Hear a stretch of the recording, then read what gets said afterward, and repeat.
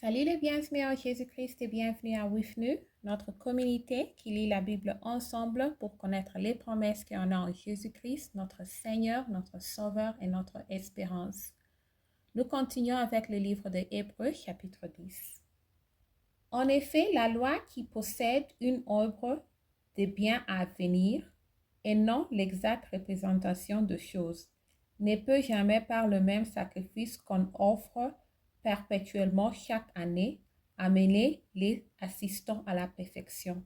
Autrement, n'aurait-on pas cessé de les offrir, parce que ceux qui rendent ces cultes étant une fois purifiés, n'auraient plus eu aucune conscience de leurs péchés, mais le souvenir des péchés est renouvelé chaque année par ces sacrifices, car il est impossible que le sang de taureaux et de boucs ôte les péchés.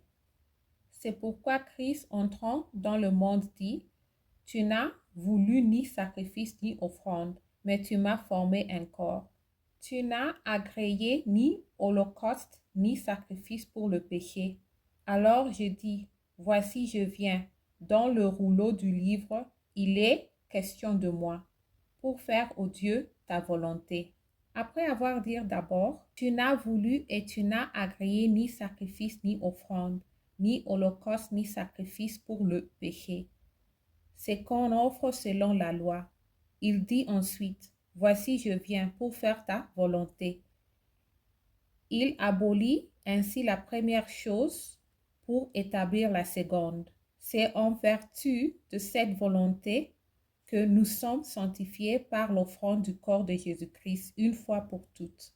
Amen. Et tandis que tout sacrificateur fait chaque jour le service et offre souvent les mêmes sacrifices qui ne peuvent jamais ôter les péchés, lui, après avoir offert un seul sacrifice pour les péchés, s'est assis pour toujours à la droite de Dieu. Amen.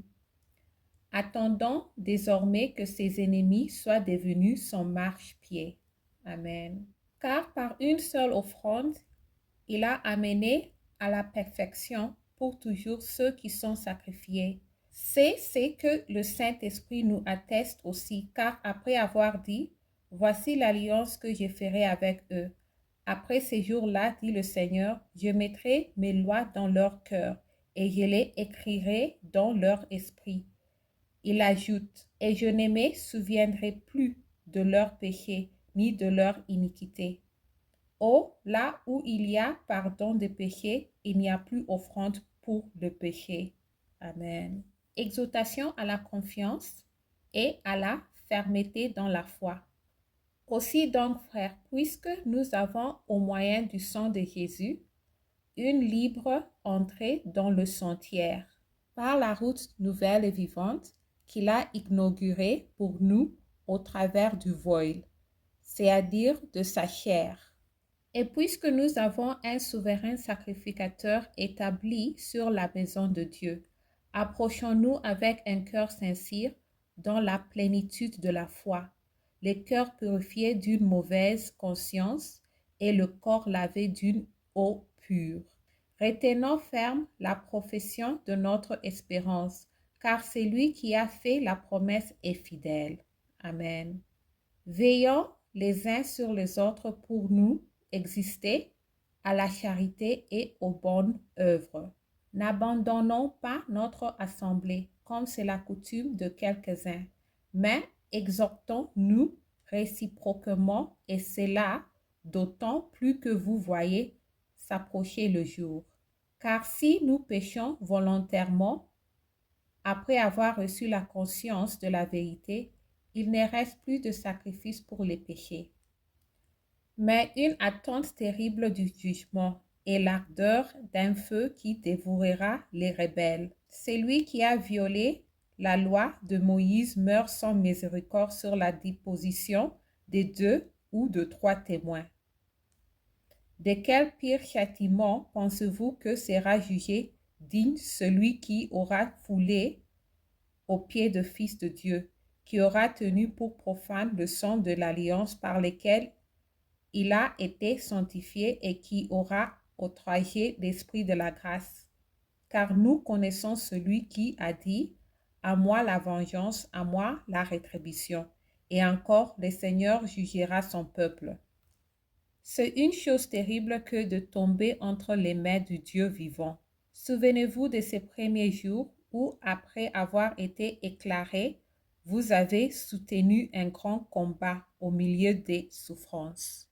D'une part, exposé comme un spectacle aux opprobres et aux tribulations, et de l'autre, vous associa à ceux dont la position était la même. En effet, vous avez eu de la compassion pour les prisonniers et vous avez accepté avec joie l'enlèvement de vos biens, sachant que vous avez des biens meilleurs et qui durent toujours. N'abandonnez donc pas votre assurance à laquelle est attachée une grande rémunération, car vous avez besoin de persévérance afin d'après avoir accompli la volonté de Dieu, vous obteniez ce qui vous est promis. Encore un peu de temps, celui qui doit venir viendra et il ne tardera pas. Et mon juste vivra par la foi. Mais s'il se retire, mon âme ne prend pas plaisir en lui. Nous ne sommes pas de ceux qui se retirent pour se perdre, mais de ceux qui ont la foi pour sauver leur âme. Merci d'avoir lu ensemble. Je prie que le Saint-Esprit vous donne une révélation de ce qu'on vient de lire. J'améliore mon français en lisant la Bible. Restez en Jésus-Christ et shalom.